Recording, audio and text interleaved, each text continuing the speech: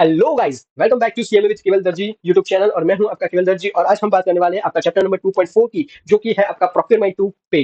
Okay, procurement to पे 2.4। Okay, सो आज हम चैप्टर नंबर 2.4 की बात कर रहे हैं। ओके, और अभी शायद आपके एक दो या दो ही चैप्टर अभी सिर्फ उसमें बचा है, उसके बाद इसमें भी आपका सारी चीजें कवर हो जाएगी, यानी दूसरा चैप्टर भी आपका खत्म हो जाएगा। ओके, सो प्रोक्योरमेंट टू पे जाने से पहले थोड़ा मैं आपको इस चैप्टर के बारे में थोड़ा इंट्रो दे दूं। ओके, तो आपको बहुत इजीली पता चले कि भाई इस चैप्टर में हम पढ़ने क्या वाले हैं। ओके, तो आपका माइंडसेट भी उसी दिशा में आपको सिर्फ रखना है कि आपको जो सोचने की कैपेसिटी है वही उसी डायरेक्शन में रखना है, तो आपको इजीली पता चलेगा। ओके, सो आज हम बात करने वाले हैं आपका जो चैप्टर है प्रोक्योरमेंट टू पे। ओके, सो जिसे हम शॉर्ट में भी हम क्या कहते हैं पता है कि P to P. Okay, P to P process भी हम बोलते हैं। सो आई नो कि ये एंटरप्रेन्योर में अब जब जाते हो तो भी आपको ऑब्वियसली है कि आपको थोड़े बहुत ऐसे लैंग्वेज या तो फिर ऐसे शॉर्ट फॉर्म भी आपको याद रखने चाहिए। ओके, तो आपको भी बहुत अच्छा रहेगा। ठीक है, तो कोई आपको भी पूछे तो आपको पता हो कि पी टू पी। ओके, फिर बहुत सारे ऐसे भी शॉर्ट फॉर्म है जो हम रूटीनाइज में करते हैं। ओके, सो लाइक पीओ हो गया, परचेस ऑर्डर। ओके, सो ये सारे टर्म्स आपको याद रखने चाहिए। ठीक है, सबसे पहले मैं सिंपल शब्दों में आपको समझा देता हूँ कि भाई इस चैप्टर का मतलब क्या है, इस चैप्टर में हम क्या पढ़ने वाले हैं। पहली चीज है प्रोक्योरमेंट। प्रोक्योरमेंट का मतलब क्या होता है भाई? प्रोक्योरमेंट का मतलब होता है कि भाई परचेस करना होता है, यानी किसी गुड्स या तो फिर सर्विस को खरीदना होता है, उसको बोलते हैं प्रोक्योरमेंट। ओके,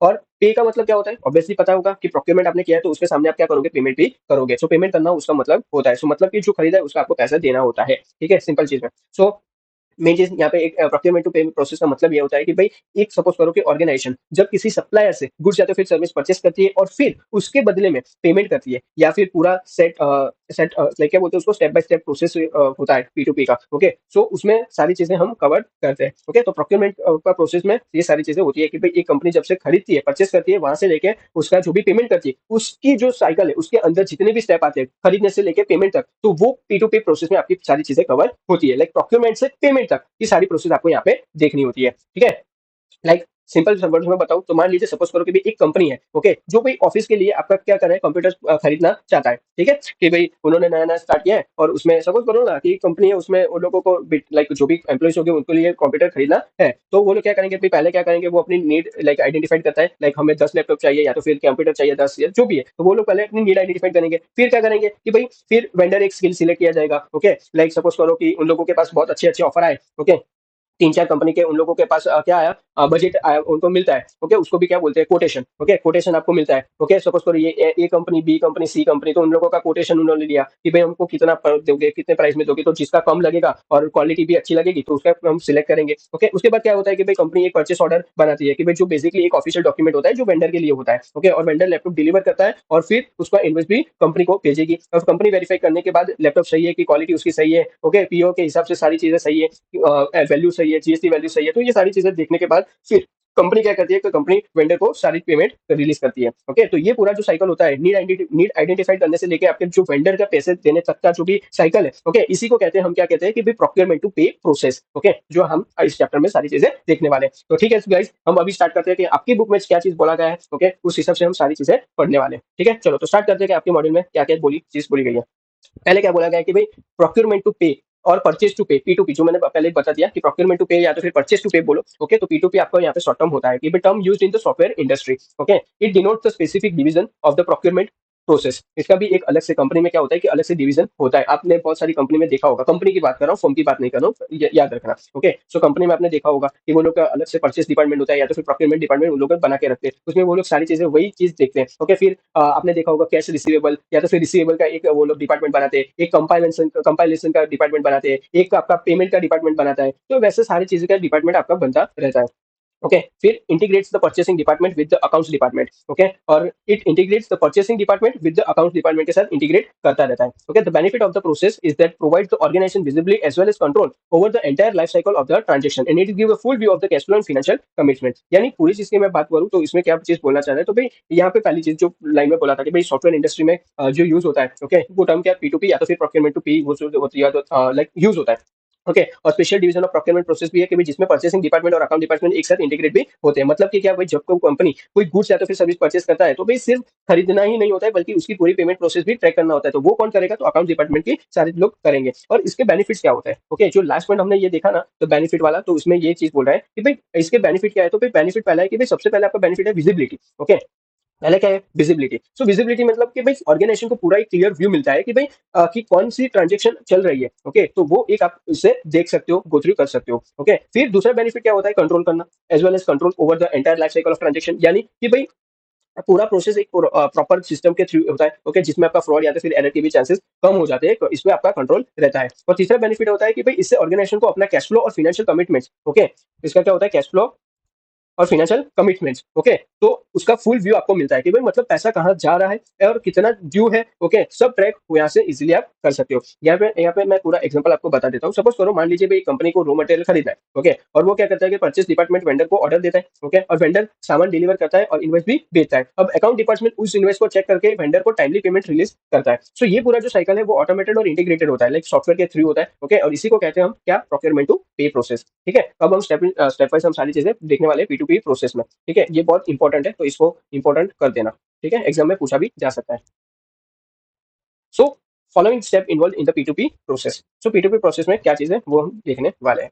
ठीक है, तो फर्स्ट होता है आपका, फर्स्ट पॉइंट है आपका परचेज रिक्वेजिशंस, पीआर। मैंने बोला था ना कि ऐसे शॉर्ट फॉर्म आपको याद रखने चाहिए, तो आपको कोई पूछे तो आपको भी पता चले, क्योंकि आप जब कॉर्पोरेट लेवल पे जाओगे, जब आप जॉब करोगे, तब आपको ऐसे वर्ड्स बोले जाएंगे, ओके, तब आप पूछोगे कि इसका मतलब क्या होता है, ये क्या होता है, तब आपको थोड़ा वियर्ड फील होगा कि यार मुझे इतना चीज नहीं पता। ओके, तो ये चीज अभी से आपको सीखनी चाहिए, आपको अपने में थोड़ा बहुत उसमें ग्रो करना चाहिए। ठीक है, सो परचेज रिक्वेजिशन, तो पीआर जो होता है, ओके, तो उसमें क्या बोला गया है तो वो देखते हैं।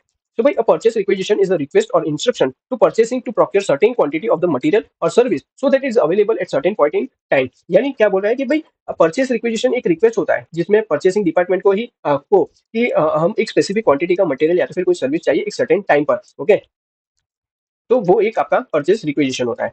फिर क्या बोलता है कि it is use to give the notification of the requirements of material and और external services and keep track of such requirements. यानी मतलब कि भाई एक नोटिफिकेशन की तरह आपका काम करता है कि जिसमें आपको बताया जाता है कि भाई ऑर्गेनाइजेशन को क्या चाहिए, किस टाइम पर चाहिए, ओके, साथ ही इससे आपको ट्रैक किया जा सकता है कि भाई कितनी रिक्वायरमेंट आपको पेंडिंग है, ओके, तो ये सारी चीजें होता है। अभी सपोज करो परचेज रिक्वेजिशन यानी क्या होता है कि भाई एक कंपनी है, ओके, अभी उसमें क्या होता है, so मैं मेरी कंपनी की बात कर लेता हूँ, चलो उसमें, ठीक है, सो एनपीसीएल है, ओके, अभी एनपीसीएल में क्या होता है कि जो इलेक्ट्रिसिटी यहाँ पे प्रोड्यूस होती है, तो बहुत सारी चीजें होती है कि जिसको आपको रॉ मटेरियल के तरीके से आपको यूज करना होता है। तो जो भी इंजीनियर होता है, ओके, तो इंजीनियर जो सारी चीजें जनरेट करेगा वो इंजीनियर करता है, तो इंजीनियरिंग जो लोग हैं तो वो लोग परचेस नहीं कर पाएंगे, ओके, तो उन लोगों को जो भी चीज की जरूरत पड़ेगी तो वो कहाँ पे कॉन्टेक्ट करेगी, हमारे एनपीसीएल के जो परचेस डिपार्टमेंट एक बना के रखा है, तो उनको बोलेगी कि भाई हमको ये रिक्वायरमेंट है, तो आप हमको मंगवा के दे दो। ठीक है, फिर वो लोग क्या करेंगे कि अपना जो भी प्रोसीजर है, लाइक जेम पोर्टल के थ्रू वो लोग क्या करेंगे, सारे वेंडर्स को बुलाएंगे, ऑफर करेंगे कि भाई ये हमारी इतना चाहिए, ये चीज चाहिए, इतनी क्वांटिटी चाहिए, ये वैल्यू होना चाहिए, वगैरह वगैरह। फिर बहुत लोग वहां पे बीड करेंगे, और बीड करने के बाद हम क्या करते हैं, वो टेंडर हो रहता है, तो टेंडर को हम बीड करते हैं। बीड करने के बाद हमको क्या मिलेगा कि भाई हम देखेंगे भाई किसकी क्वालिटी अच्छी है, कौन प्राइस हमको कम दे रहा है। सो वो सारी चीजें एक फाइनेंस डिपार्टमेंट भी एनालिस करता है, ओके, और वो एक इंजीनियर डिपार्टमेंट भी एनालिस करता है। इंजीनियर इसलिए करता है क्योंकि उसको जो चीज चाहिए वो उस वेंडर से मिल रही है कि नहीं मिल रही है, वो चेक करेगा। और फाइनेंस डिपार्टमेंट क्या चेक करते हैं हमें कि भाई वो जो प्राइस है और क्वालिटी है वो हमारे लिए बेटर है कि नहीं है, वो हम चेक करते हैं। हम फाइनेंस के वो तौर से चेक करेंगे, वो लोग क्वालिटी या तो फिर प्रोडक्ट के वाइज से वो लोग चेक करते हैं। सो यहाँ पे हमारे एनपीसीएल में ऐसी चीज होता है, ओके, और उसके बाद फाइनेंस वाले डिपार्टमेंट हमको ओके कर देते हैं, तो परचेस डिपार्टमेंट क्या करते हैं, उसको ऑर्डर कर देता है। तो यहाँ पे एनपीसीएल जो है, nuclear power corporation of India limited, जो जहाँ पे मैं इंडस्ट्रियल ट्रेनिंग मेरी चल रही है, ओके, सो वहाँ पे ये सारी चीजें होती है। ठीक है, तो मैंने आपको लाइव एग्जाम्पल बता दिया है। ठीक है, फिर क्या बोल रहा है कि there are the three stakeholders and three corresponding task are involve in the purchase requisition. Okay, so PR में प्रोसेस में तीन लोग इन्वॉल्व होते हैं और उनके अलग अलग टास्क भी होते हैं। ठीक है, देखते हैं क्या कौन है।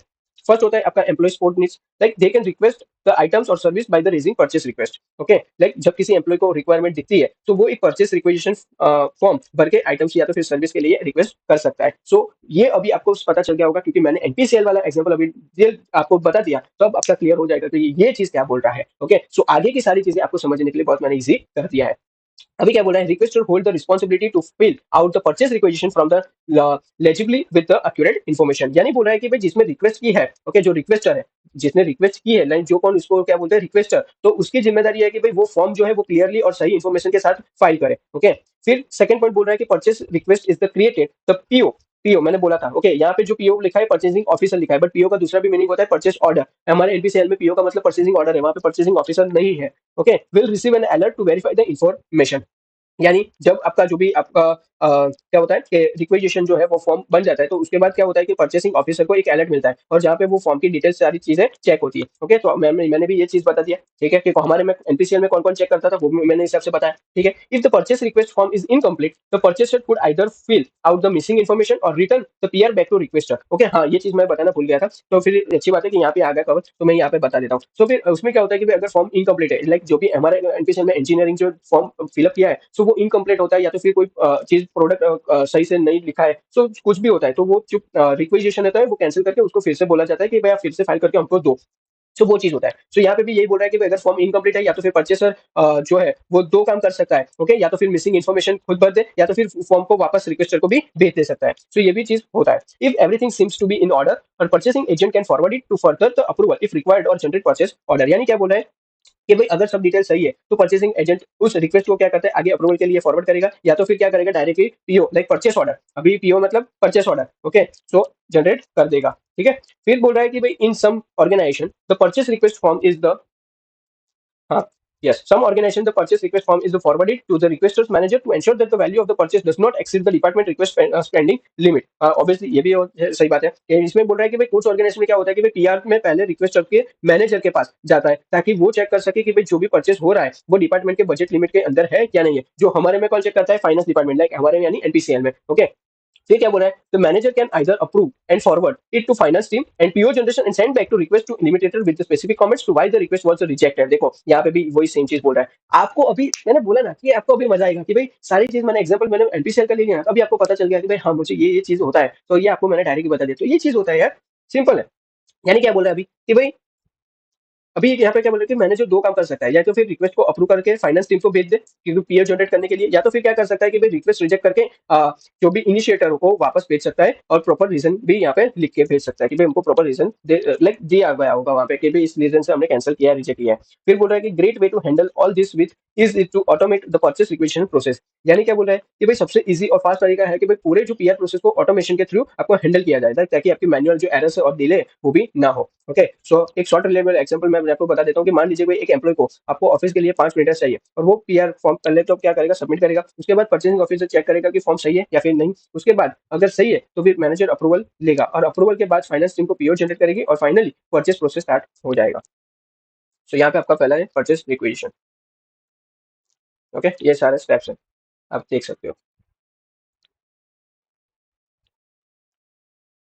सेकंड है आपका request for the quotation. Request for the quotation में क्या होता है कि भाई आपका request for the quotation RFQ, उसका क्या बोलते हैं RFQ. Okay, so request for the quotation is the invitation extended to vendor by the purchasing. ये मैंने स्टार्टिंग में बता दिया था कि कोटेशन ऑफ बाद मंगवाते हैं, एग्जांपल मैंने दिया था उसमें बता दिया था। Okay, so purchasing organisation to submit the quotation like bid for the supplier of material और the performance of the service. मैंने हमारे एनपीसीएल का भी एग्जांपल बताया था कि एक बार वो मिलने के बाद हम लोग क्या करते हैं, जेम पोर्टल पे करते हैं और सप्लायर को इन्विटेशन देते हैं टेंडर के थ्रू कि आप बीड करो कि हमने हमारी वैल्यू इतनी, तो आप कितना प्रोवाइड कर सकते हो वगैरह वगैरह। सो मैंने पहले बता दिया है। ओके, तो इसमें क्या बोल रहा है कि भाई आरएफक्यू का एक इन्विटेशन होता है कि जो भी परचेसिंग डिपार्टमेंट वेंडर को भेजता है और जिसमें वेंडर को बोला जाता है कि भाई वो अपने कोटेशन या तो फिर बीड वो भेजे या तो फिर मटेरियल सप्लाई करने के लिए या तो फिर सर्विस प्रोवाइड करने के लिए वो चीज कर सकते हैं। फिर होता है कि RFQ often include the specification of the item service to make sure all the suppliers are bidding on the same item और सर्विस।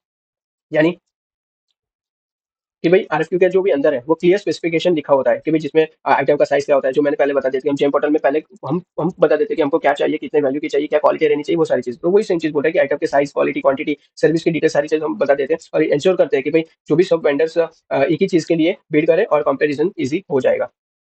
फिर बोल रहा है कि if the RFQ is issued to several vendors, one can have the system to determine the most favorable quotation submitted and automatically generate letters for rejection or to the unsuccessful bidders। यानी कि भाई अगर RFQ multiple vendors को भेजा जाता है तो भाई सिस्टम ऑटोमेटिकली सब कोटेशन को कंपेयर करके बेस्ट कोटेशन चूज कर सकता है। जो भी वेंडर सिलेक्ट नहीं होते उनको रिजेक्शन लेटर भी सिस्टम ऑटोमेटिकली भेज देता है। ओके, और क्या होता है कि one can also store the price in terms of delivery from the certain quotation in the information record for the future access. यानी कि भाई कुछ कोटेशन के प्राइस और डिलीवरी जो टर्म्स होते हैं वो सिस्टम में रिकॉर्ड करके फ्यूचर के लिए स्टोर किया जा सकता है कि भाई ताकि अगली बार वो रेफरेंस हम ले सके और वहां से उनको डायरेक्ट बता सके, ऑर्डर दे सके। The system can compare quotation with the following pre determined parameters. और ऐसे कुछ पैरामीटर्स के बेसिस पर ही हम सारे कोटेशन को है वो उसको कंपेयर कर लेते हैं। कौन-कौन से हैं? तो पहला होता है प्राइस। प्राइस में क्या होता है कि भाई कितने कॉस्ट है वो सारी चीज़। फिर आपका डिस्काउंट, ओके, लाइक वेंडर कितना डिस्काउंट दे रहा है। फिर रिक्वायर्ड डेट आपका रहता है, लाइक डिलीवरी कब चाहिए, पेमेंट टर्म्स लिखा होता है, अदर चार्जेस, शिपिंग टाइप्स, आपका shipping charges, delivery date, financial charges, okay. Financial charges यानी अगर कोई भी आपका इंटरेस्ट या तो फिर क्रेडिट चार्जेस हो, और फाइनेंशियल चार्जेस में और चीज़ क्या आता है आपका, उसको हम क्या बोलते थे? एनपीसीएल में हम क्या बोलते थे इसको, फाइनेंशियल चार्जेस को? अ, कुछ बोलते थे एक चीज़ को, लाइक जिसमें इसमें ऐसा होता है कि भाई सपोज़ करो कि भाई आपका डिलीवरी का डेट जितना था, उसमें आपको नहीं मिलता, तो आपको yes LD, LD, liquidate damages. Liquidate damages यानी कि भाई डिलीवरी आपका टाइम पे नहीं होता है, तो हम लोग जो भी वेंडर है उसको पूरा पेमेंट नहीं देते, कुछ पेमेंट हम कुछ अमाउंट हम काट लेते हैं, तो उसको बोलते हैं लिक्विडेट डैमेजेस। तो वो होता है आपका फाइनेंशियल चार्जेस में कवर होता है, ठीक है?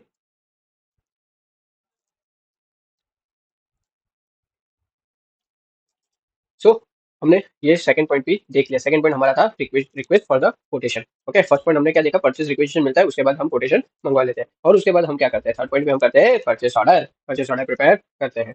ओके, तो क्या बोल रहा है उसमें, चलो आइए देखते हैं। Purchase order is the formal request होता है, एक और इंस्ट्रक्शन होता है from the purchasing organisation to vendor और प्लान टू सप्लाई और provide certain quantity of the good service by the certain point of time. यानी क्या बोल रहा है, मतलब पीओ एक फॉर्मल डॉक्यूमेंट होता है जो परचेसिंग ऑर्गेनाइजेशन वेंडर को भेजती है। इसमें लिखा होता है कि भाई कितना क्वांटिटी का माल या तो फिर सर्विस या गुड्स जो भी है वो चाहिए और किस टाइम तक चाहिए, वो सारी चीजें लिखी होती है। There are the various trade finance facility, तो almost every financial institution allows the business houses to use against the purchase order. यानी जब एक कंपनी के पास पीओ होता है, ओके, तो उसका अगेंस्ट वो बैंक और फाइनेंशियल इंस्टीट्यूशन के फाइनेंशियल फैसिलिटी ले सकती है। ओके, और फैसिलिटीज में क्या क्या इंक्लूड हो सकता है, तो वो बताया आपको कि बिफोर शिपमेंट क्रेडिट फैसिलिटी, यानी क्या होता है कि भाई गुड्स या तो फिर सर्विस भेजने से पहले आपको लोन लेना होता है, ओके। फिर पोस्ट शिपमेंट की आपको क्रेडिट फैसिलिटी मिल जाए, ओके, जिसमें आपका गुड्स भेजने के बाद लोन लेना, ओके। फिर ट्रेड फाइनेंस फैसिलिटी, यानी कि भाई इंपोर्ट एक्सपोर्ट रिलेटेड आपको फाइनेंशियल सपोर्ट मिल जाता है। फिर foreign bill purchase credit facility, यानी भाई फॉरेन ट्रेड के लिए आपको बिल डिस्काउंटिंग फैसिलिटी आपको मिलती है। फिर बिल रिटायरमेंट क्रेडिट फैसिलिटी, यानी पीओ के बेसिस पे आपको सॉरी, जो भी आपके ड्यू बिल्स को सेटल करने के फाइनेंशियल फैसिलिटी मिलती है, उसको बोलते हैं बिल रिटायरमेंट क्रेडिट फैसिलिटी। और बिल रिटायरमेंट आपने शायद कहाँ पे पढ़ा होगा, यस, फाउंडेशन में पढ़ा था, बिल्स ऑफ एक्सचेंज वाले चैप्टर में, बिल्स ऑफ एक्सचेंज वाले चैप्टर में पढ़ा था, याद होगा तो अच्छी बात है, नहीं है तो कोई बात नहीं है, काम नहीं आने वाला है। ऑर्डर कंफर्मेशन में क्या होता है कि पीओ के बेसिस पर वेंडर कंफर्म करता है कि भाई वो सप्लाई करेगा, ओके। और देन फॉलोअप होता है, फॉलोअप यानी कि भाई ऑर्डर के टाइमली डिलीवरी के लिए आपको ट्रैक करना पड़ेगा, okay.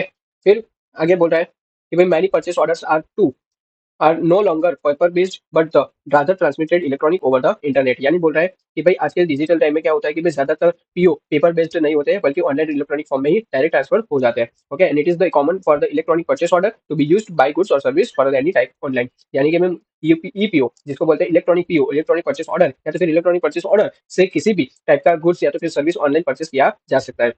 But there are the many names of the electronic purchase orders. It is sometimes as the e-procurement, e-purchasing, e-purchase requisition. Okay, तो ये इसके बहुत सारे नाम हम यहाँ पे बोले गए, तो आप याद रख सकते हैं। These terms are normally all the referring the electronic purchase order. ठीक है, तो ये सारी चीज हमने बात की। और फिर होता है आपका कॉन्ट्रैक्ट, ओके। फिर आपका क्या होता है, कॉन्ट्रैक्ट होता है। कॉन्ट्रैक्ट में क्या है, देखते हैं।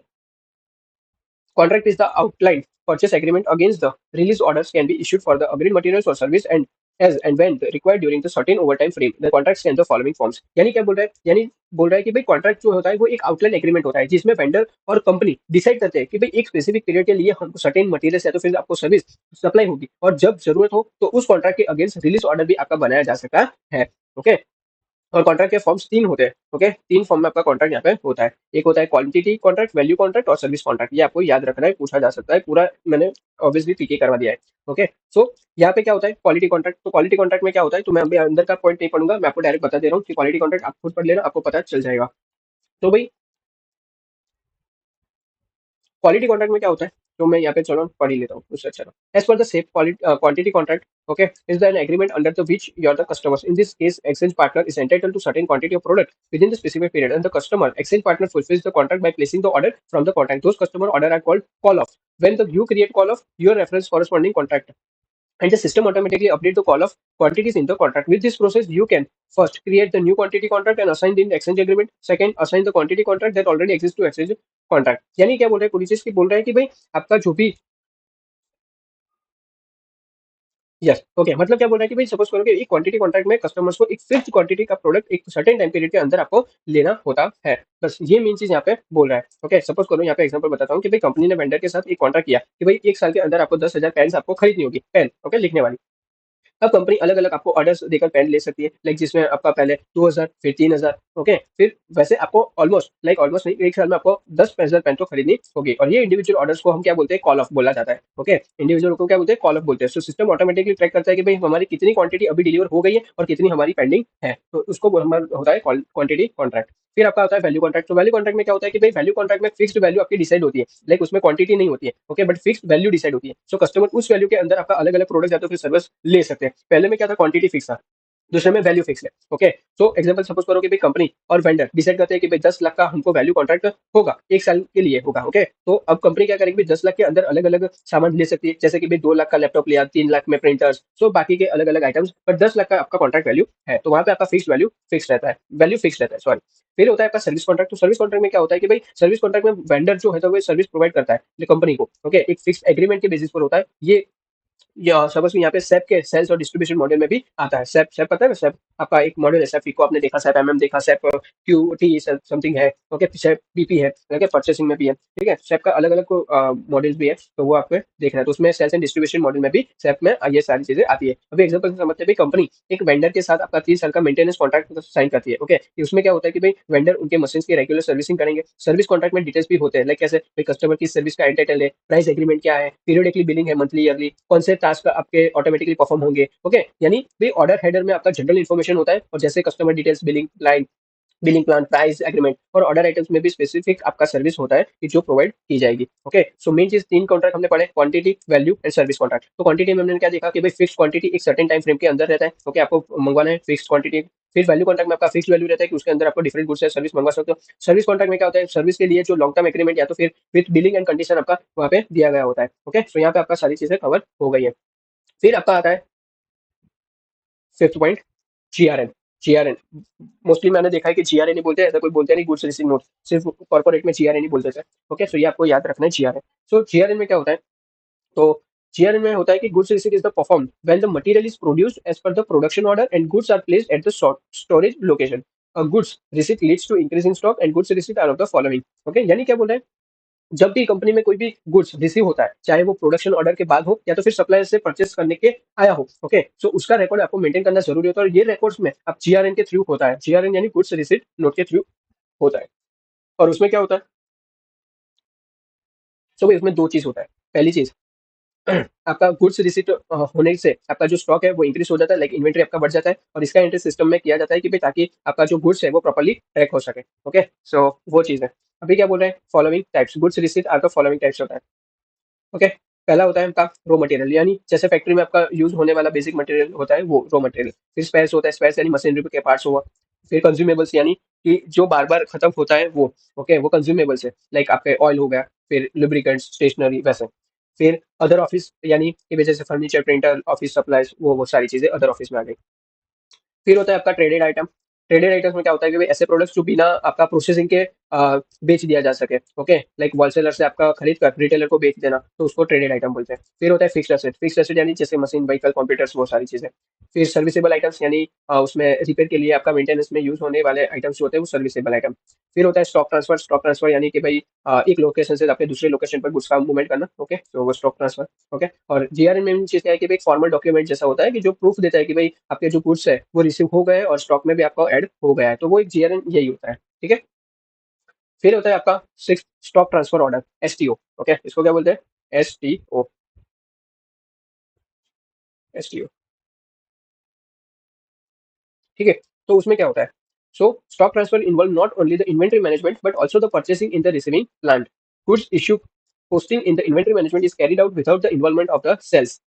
Stock transfer order (STO) in the SAP intra-company process used for the moving goods between the multi-plants within the same company with the same company code. An STO process between two plants with the same company code is known as the intra-company stock transfer order.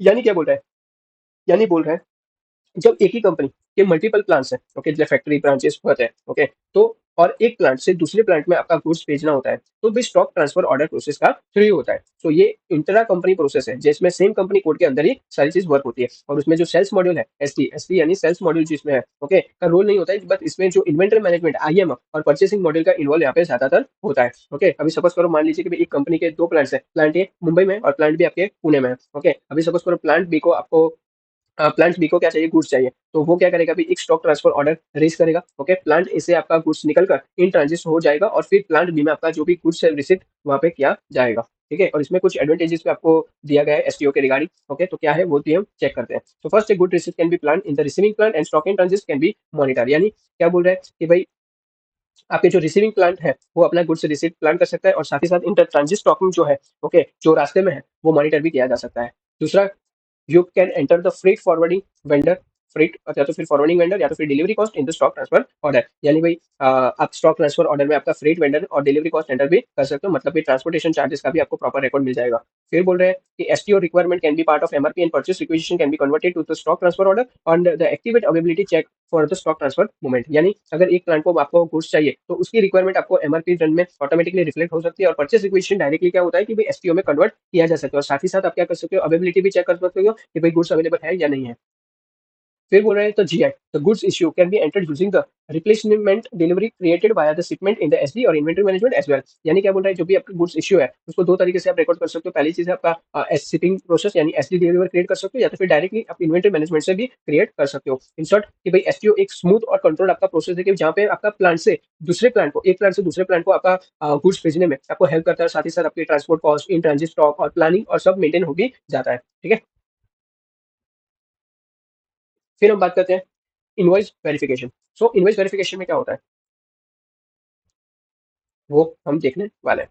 ठीक है, इतना portion है, बस इतना ही है। Okay, सो invoice verification में क्या होता है कि भाई every organization acquire goods or service to complete the business needs. Once the goods procured from the vendor and the placed in company's premises through the goods receipt, we need to pay the vendor for the acquired goods or service. The amount to be paid along with the details of the material is provided by the vendor in the form of the document that is need as a invoice. Before the paying the vendor, we need to verify the invoices. And this process verifying the invoice before the making payment is known as invoice verification. And the key points to be note about the invoice verification are as follow. Okay, यानी क्या बोल रहा है इसमें, just 1 minute guys, just 1 minute.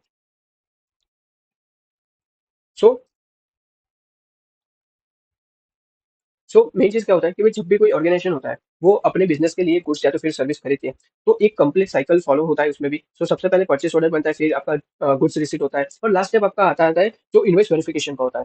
तो इसमें क्या होता है कि भाई इनवॉइस वेंडर ने जो भी गुड्स है वो वेंडर से आ जाता है, और कंपनी भी क्या करती है कि गोडाउन में प्लेस करवा देती है। ओके, गुड्स रिसीट, तो भाई अब एंड वेंडर को पेमेंट करना होता है, और वेंडर हमें एक डॉक्यूमेंट देता है जिसमें अमाउंट और मटेरियल हम डिटेल्स होती है, और इस डॉक्यूमेंट को हम क्या बोलते हैं, इनवॉइस कहते हैं। ओके, और पेमेंट करने से पहले भी इनवॉइस चेक करना होता है, तो उसका मतलब होता है वेरीफाई करना। सो इसी प्रोसेस को हम क्या बोलते हैं, इनवॉइस वेरिफिकेशन भी बोलते हैं। ओके, और इसमें की पॉइंट्स क्या कौन कौन से थे, तो फर्स्ट है आपका सेकंड और third, invoice verification marks to end procurement after the purchase order and goods receipt. यानी इनवॉइस वेरिफिकेशन प्रोक्योरमेंट साइकिल का लास्ट स्टेप ही होता है, ये परचेस ऑर्डर या तो फिर गुड्स रिसीट के बाद आता है। ओके, फिर होता है आपका accounting update. Okay, documents in financial and accounting, यानी जब इनवॉइस वेरीफाई करके सिस्टम में पोस्ट कर दी जाती है तो भाई ऑटोमेटिकली फाइनेंशियल और अकाउंटिंग रिकॉर्ड्स भी अपडेट हो जाते हैं। और थर्ड होता है आपका ब्लॉक इनवॉइस, यानी कि भाई अगर वेंडर की इनवॉइस और सिस्टम के रिकॉर्ड्स में आपका कुछ डिफरेंस आता है, जैसे आपका प्राइस या तो फिर क्वांटिटी में मिसमैच, तो भाई इनवॉइस आपका क्या हो जाता है, ब्लॉक हो जाता है। सो इनवॉइस वेरिफिकेशन प्रोसेस में आपका ब्लॉक इनवॉइस को भी आपको चेक करके रिजोल्व किया जा सकता है। ठीक है, सो सिंपल चीज बताऊँ तो भाई इनवॉइस वेरिफिकेशन एंश्योर एंश्योर्स की किया जाता है कि भाई आपकी कंपनी सिर्फ वही पेमेंट करे कि जो एक्चुअल में ऑर्डर और रिसीव किया गया हो। ओके, फिर यहाँ पे तीन चीज अलग है कि normally comes across the following terms in the invoice verification, posting invoice, blocked invoice. Okay, और कुछ और ERS, evaluated receipt statement. So first हम देखने वाले posting of the invoice. So posting of the invoice में इनवॉइस का आपको posting करना होता है। ओके, सो इसके अंदर का पॉइंट आप पढ़ लेना, मैं डायरेक्ट आपको बता दे रहा हूँ। पोस्टिंग ऑफ द इनवॉइस बहुत सिंपल है। और आप पढ़ने से भी आपको पता चल जाएगा कि क्या बोलना चाह रहा है। ओके, फिर भी मैं आपको सिर्फ बता दे रहा हूँ कि इसमें क्या होता है, कॉस्टिंग ऑफ इन्वेस्ट में क्या होता है। बहुत ईजी टॉपिक है इसीलिए। सो इनमें क्या होता है कि भाई इन्वॉइस वेरिफिकेशन प्रोसेस में एक आपने देखा है कि भाई एक इंपॉर्टेंट स्टेप होता है पोस्टिंग ऑफ इनवॉइस। ओके, ये तब होता है कि भाई जब कंपनी को वेंडर यानी जो सप्लायर्स है सामान मिल चुका है। ओके, यानी जो भी गुड्स है वो मिल चुका है और उसका जो गुड्स रिसिप्ट वो है वो कंप्लीट हो गया है। अब वेंडर एक इनवॉइस भेजेगा। ओके, जिसमें उसने अपने जो गुड्स की कॉस्ट, क्वांटिटी या तो फिर क्वालिटी, वो सारी चीजें वहाँ पे मेंशन की होती है। सो कंपनी का जो ऑर्डरिंग डिपार्टमेंट है वो इस इनवॉइस को क्या करता है कि भाई चेक करता है और उसको वेरीफाई भी करता है कि भाई जो भी हमने गुड्स आया है वो एक्चुअल परचेस ऑर्डर के साथ मैच हो रहा है कि नहीं हो रहा है। वो सारी चीजें चेक करेंगे, वैल्यू चेक करेंगे और अगर सब कुछ सही होता है तो फिर उस इनवॉइस को क्या किया जाता है, पोस्ट किया जाता है। तो परचेस ऑर्डर के अगेंस्ट उस चीज को एंट्री हम पोस्ट करते थे। तो पोस्टिंग का मतलब है कि भाई सिस्टम में हमको अकाउंटिंग एंट्री जनरेट करना होता है। ओके, और वेंडर को भी पेमेंट प्रोसेस कर दिया जाता है। ठीक है, अभी सपोज करो, मान लीजिए कि भाई अपने कंपनी ने एक वेंडर से 100 चेयर्स अपने परचेस किया, 500 रुपए पर चेयर्स आपने रेट रखा था। सो वेंडर ने सामान जो था, लाइक जो चेयर्स है वो तो डिलीवर कर दिया, कंपनी ने गुड्स रिसीव भी कर लिया। ओके, अब वेंडर क्या करेगा, इनवॉइस भेजा जिसमें लिखा था कि भाई 100 चेयर्स इंटू 500 रुपए यानी 50,000 रुपए होते हैं। सो कंपनी का जो भी ऑर्डरिंग डिपार्टमेंट है वो चेक करेगा कि भाई हमारी क्वांटिटी है 10 चेयर आया कि नहीं आया,